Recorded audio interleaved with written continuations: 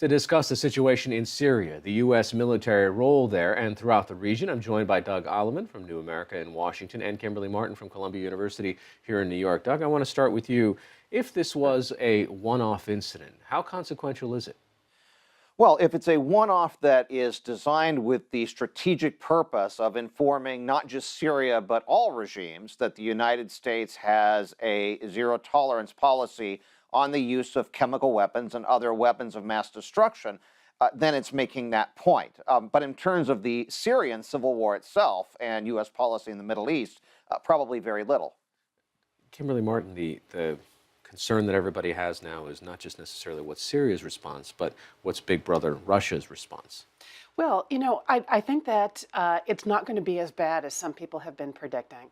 I think Russia must have been very embarrassed by Syria's use of chemical weapons because it really undercut Putin's role back in 2013 in saying that he had helped get rid of Syria's weapons.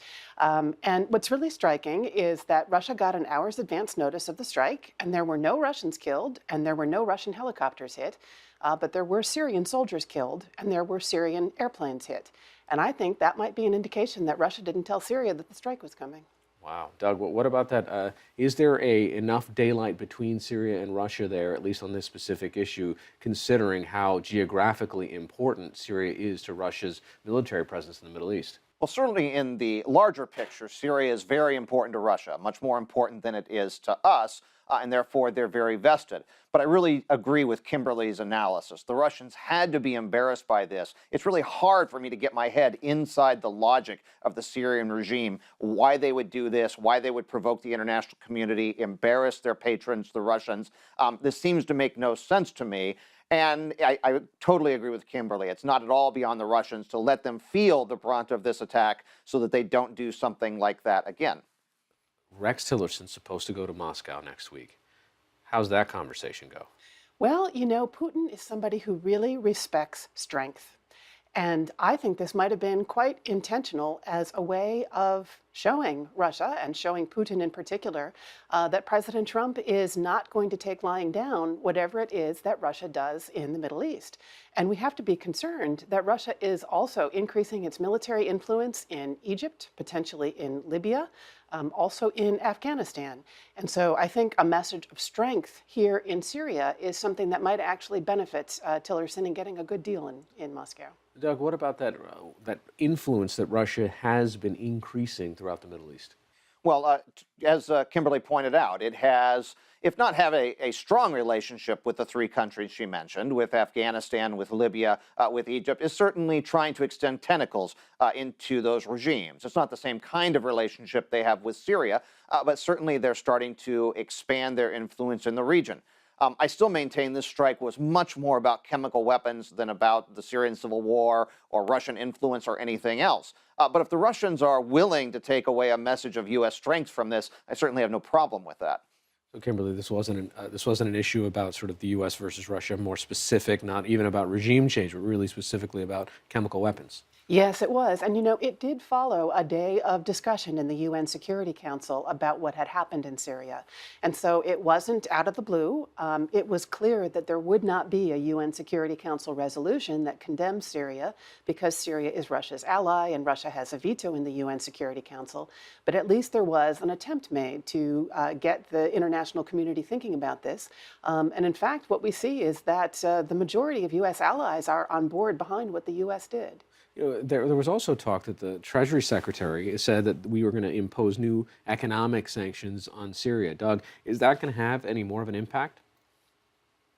They're pretty isolated now, so I'm not sure how much more impact this will actually have in tangible terms, but as a symbolic gesture of, again, we're not just going to punish the poor pilots on the ground who are on the receiving end of the missiles, but the regime actors themselves who are responsible for the strategic decision. That, again, sends a very, very strong message. And again, I suspect the people this is aimed at peripherally are not so much other players in the area, but the North Koreans and maybe also the Iranians. This is a WMD message. We've talked quite a bit about Syria, and it's by no means the only country in the Middle East and South Asia where the U.S. military is actively engaged. There's Afghanistan, where the U.S. has been at war since 2001, and the spillover against Islamic militants based in Pakistan. There are still 5,000 U.S. troops in Iraq, where the war to topple Saddam Hussein began in 2003. And there are conflicts in Somalia and Yemen, where the Trump administration is escalating the U.S. presence, aiding one side or another. So, Doug, thinking about this in the regional context, does this change the equation of at least how the actors in these places see the role of the United States? Well, talking to my friends in the region, it sounds like the leaders in the Middle East are thrilled to see this. They're thrilled to see a strong Trump administration. The Middle East, most of these regimes were notably not happy with the last administration. Most of them were very happy to see this new administration, and they're happy to see this show of strength.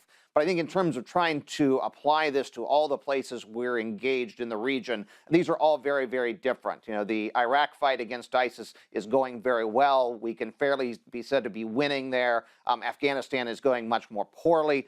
In Yemen, we're largely just supporting the Saudis. These are all individual fights. We kind of have to take one at a time.